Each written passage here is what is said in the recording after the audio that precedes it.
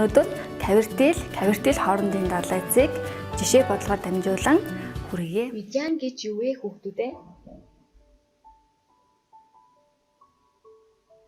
Медиан гэдгийн гол санаа нь юмыг тэнцүү хэсэгт хуваах юм.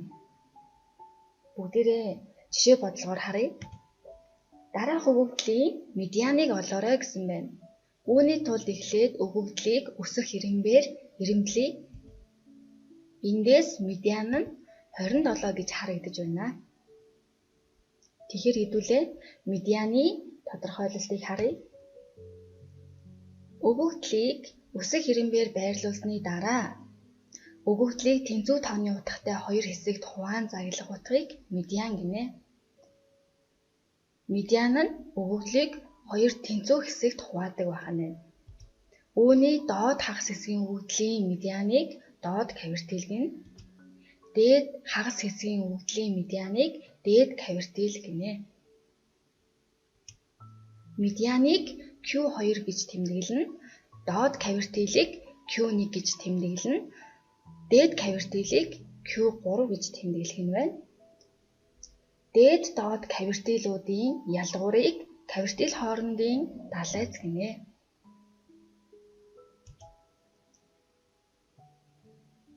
Дараах зураг дээр ирэмблэгдсэн өгөгдлийг дүрсэлсэн байна. Үүнд хамгийн бага утга, хамгийн их утга болон медианыг дүрсэлжээ. Медиан маань өгөгдлийг тэнцүү тооны утгатай хоёр хэсэг болгон хуваадаг. Тэгэхээр медианы зүүн талын хэсгийг доод хагас өгөгдөл гэх бөгөөд баруун талын хэсгийг дээд хагас өгөгдөл гэдэг. Доод хагас өгөгдлийн медианыг доод кавертил буюу Q1 гэж тэмдэглэнэ. Харин дээд хагас өгөгдлийн медианыг дээд кавертил буюу Q3 гэж тэмдэглэдэг. Эндээс доод кавертил, медиан, дээд кавертилаар өгөгдөл маань дөрвөн тэнцүү хэсэгт хуваагдаж байна. Дээд, доод кавертилуудын ялгуурыг кавертил хоорондын далайц гэдэг. Кавертилуудыг дугаараар нь олох дүрэн байдаг. Ирэмблэгдсэн өгөгдлийн утгын тоо n-ийг дөрөвт хуваахад үлдэгдэл 2 гарч байвал 2 дахь багнанд байгаа томьёогоор боддог. Доод кавертил, дээд кавертил медианыг олох томьёо. Харин бусад тохиолдолд 3 дахь багны томьёогоор дээд кавертил, доод кавертил медианыг олдог байна. Үүнд анхаарах хэрэгтэй зүйл нь хэрвээ эдгээр дугаарууд бүхэл гарахгүй бол харгалзах кавертилууд нь түүний хоёр талд бүхэл тоон дугаартай утгуудын арифметик дундажтай тэнцүү байна. Одоо бүгдээрээ жишээ бодлогоор дамжуулан илүү дэлгэрэнгүй судлая. Жишээ 2 дээр дараах өгөгдөл өгөгдсөн байна. Энэ өгөгдлийн медиан ба кавертил хоорондын далайцыг тооцоолъё. Тэхийн тулд эхлээд өгөгдлөө бид нар өсөх хэрэмбээр ирэмблэх хэрэгтэй. За ирэмблэе. 3 6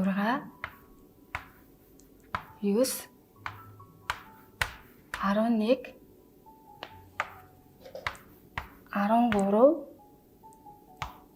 13 16 18 энд 2 удаа байна.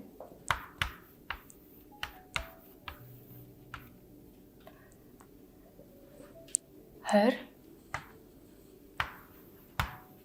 25 30. За ийхүү бид нэр өгөгдлийг өсөх хэрэмбээр ирэмблэлээ. Одоо эндээс медианыг тооцъё. Медианыг Q2-оор тэмдэглэдэг. Тэгэхээр манай энэ өгөгдөл дээр медиан маань 16 байна. Одоо медианы зүүн талын доод хагас өгөгдлийн маань медиан нь доод кавертил болдог. Тэгэхээр доод кавертилаа бүгдээрээ бичье.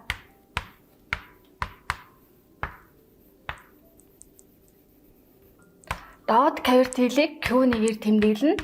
Эндээс 9-тэй тэнцүү байна.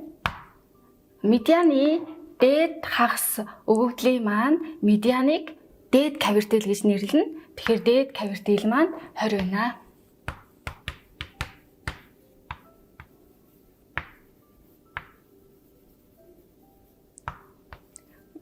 дээд кавертилийг Q3 гээд 20. Одоо бүгдээрээ кавертил хоорондын далайцыг тооцъё. Тэгэхээр дээд кавертилаас доод кавертилийг хасна. 20-оос 9-ийг хасаад 11 байна. Жишээ 3-ыг харъя. 99 сурагчийн англи хэлний дөрмийн тестэнд алдсан тоог хүснэгдээд өгчээ. Тэгэхээр медиан кавертил хоорондын далайцыг бүгдээрээ тооцъё. Тэгэхээр эндээс харах юм бол нэг ч алдаагүй 32 сурагч байгаа. Нэг алдсан 42 сурагч, 2 алдсан 13, 3 алдсан 6, 4 алдсан 4 сурагч, 5 алдсан 2 сурагч байгаа. Тэгэхээр манай өгөгдлийн маань нийт утга нь 99 байна. Тэгэхээр 99-ийг 4-тэй хуваавал 24 ногдоод 3 үлдэнэ. 3 үлдэнэ гэдэг нь бусад тохиолдолд бодох томьёогоороо медианыг мөн дээд доод кавертилийг тооцоолъё гэсэн үг. Тэгэхээр эхлээд бид нэр медианы байрлах дугаарыг олъё. 2-1 n дээр нэмэх нь гэдэг томьёогоороо бодъё. 2-1 n-ийн оронд 99 байгаа.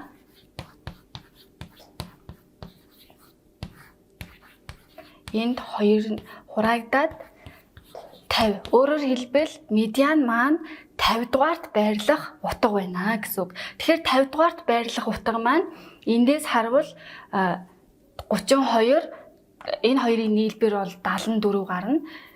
Тэгэхээр манай медианы байрлах утга бол нэг алдсан сурагчдын давтамж дотор байна гэсэн үг. Тэгэхээр медианы маань утга нь 1 байна. Одоо бүгдээрээ доод кавертилийг тооцъё.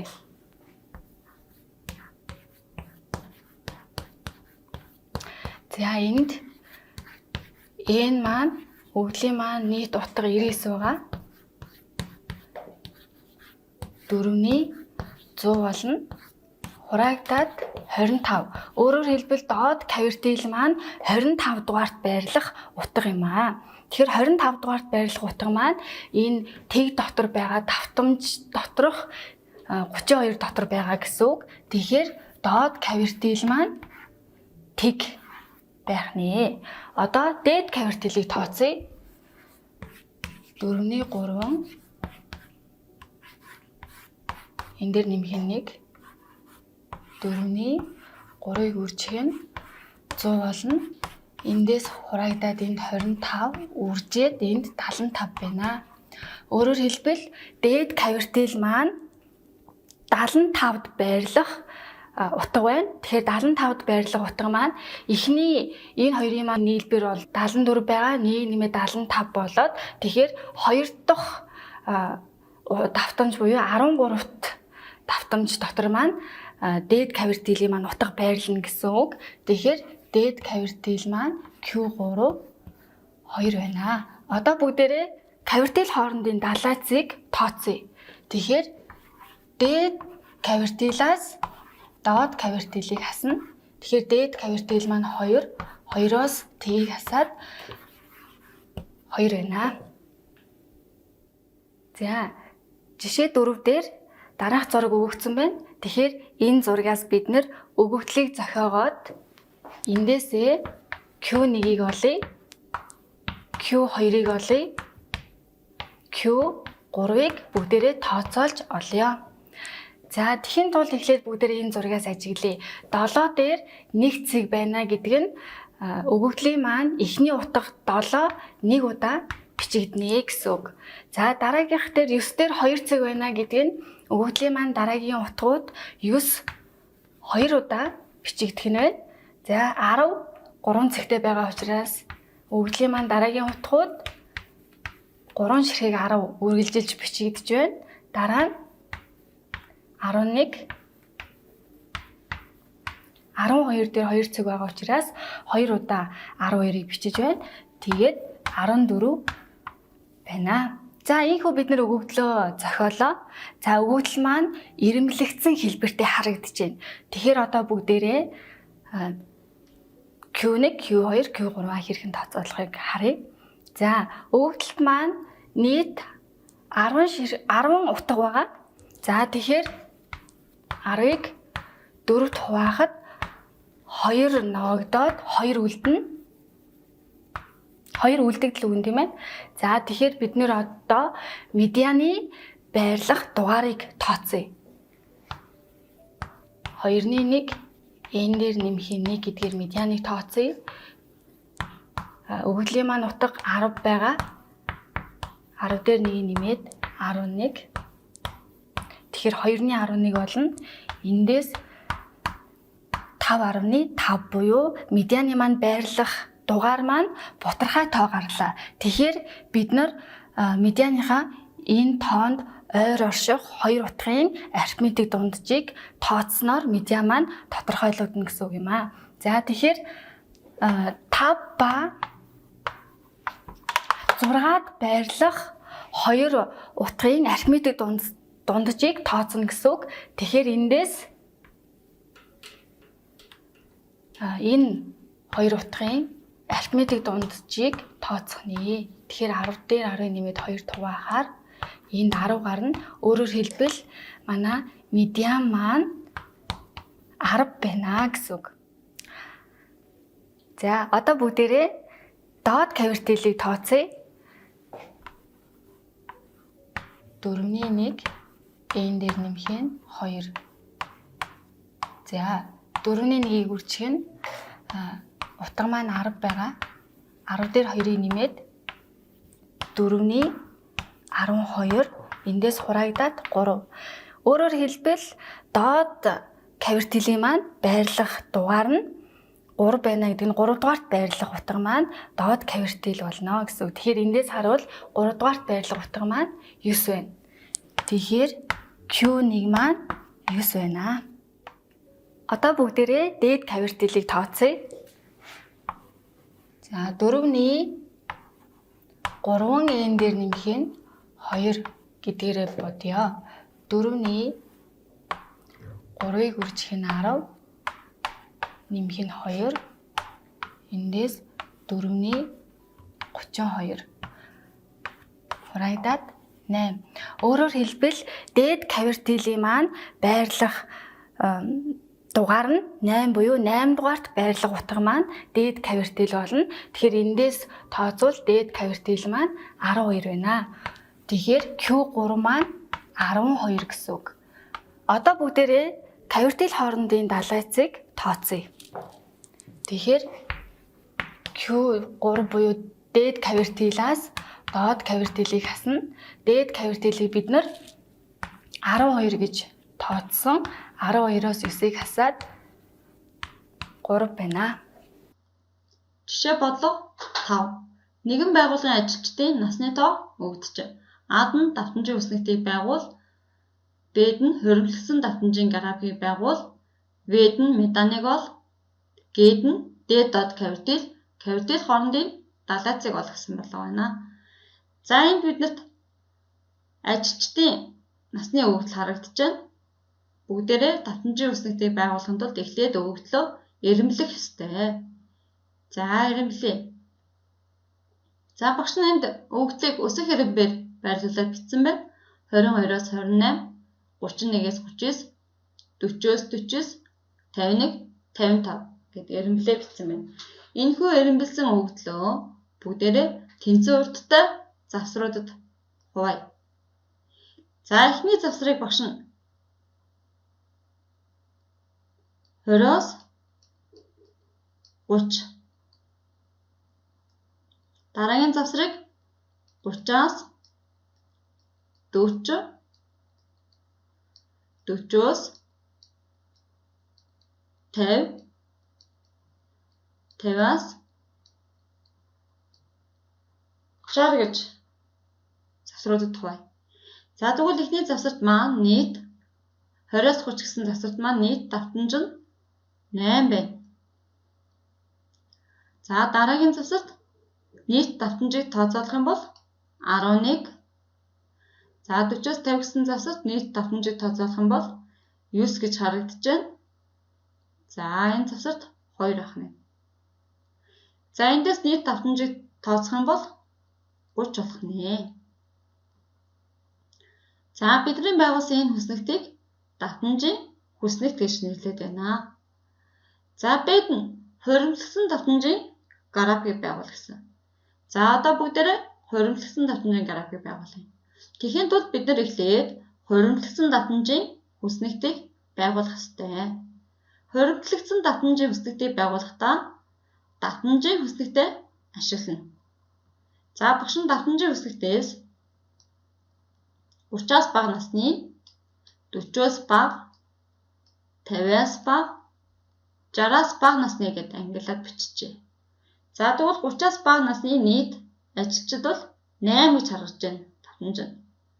За 40-оос бага насны ажилчдын хуримтлагдсан давтамжийг бүртгэх юм бол 40-оос бага насны нийт 19 хүн байх нэ.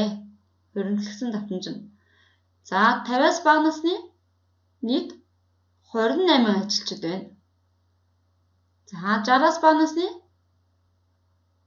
хуримтлагдсан давтамжийг бүртгэх юм бол 30 болох нэ. За энэ хүснэгтийг хуримтлагдсан давтамжийн хүснэгт гэж нэрлэдэг. Одоо бүгдээрээ хүснэгтээ ашиглаад график байгуулъя. За багш нь хуримтлагдсан давтамжийн хүснэгтийг ашиглан график байгуулчлаа.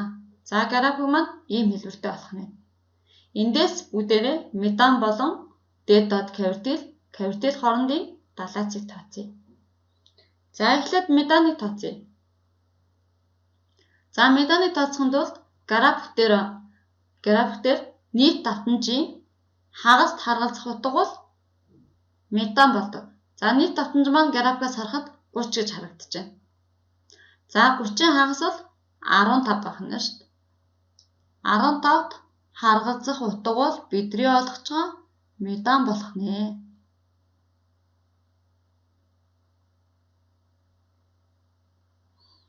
За метаны нэг. За бид нар Q2-ыг олчлоо. За метан маань графикаас харах юм бол 36.5 гэж харагдаж байна.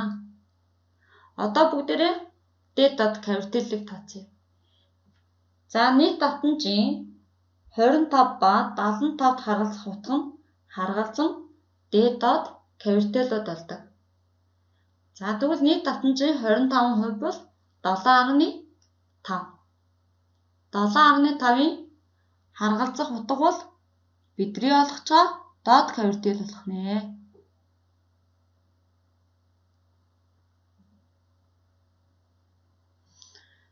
За энэ утга бол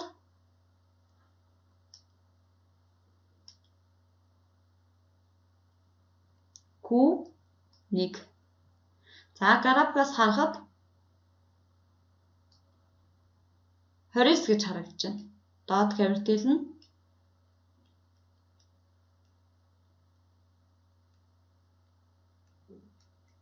29 гэж болтлоо. Одоо дэд кавиталыг тооцъё. За нийт давтамжийн 75%-д харгалзах утга нь дэд кавитал.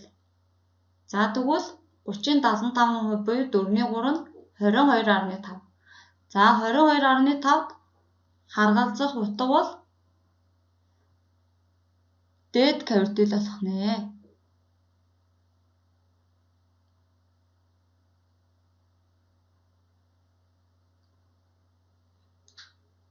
За энэ тоо бол бидний олгож байгаа Q3.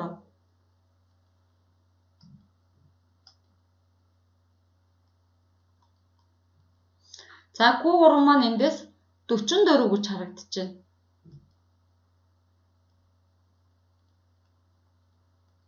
Дэд кавитал нь 44 гэж олдож байна. За одоо бүгдээрээ D-дот кавитал мэдгэж байгаа чинь кавитал хоорондын далайцыг олж болох нь. За одоо кавитал хоорондын далайцыг олъё. Дэд кавиталаас дот кавиталыг хасна. 44-өөс 29-ыг хасна. Энэ бол бидний олгож байгаа кавитал хоорондын далаач явах нэ.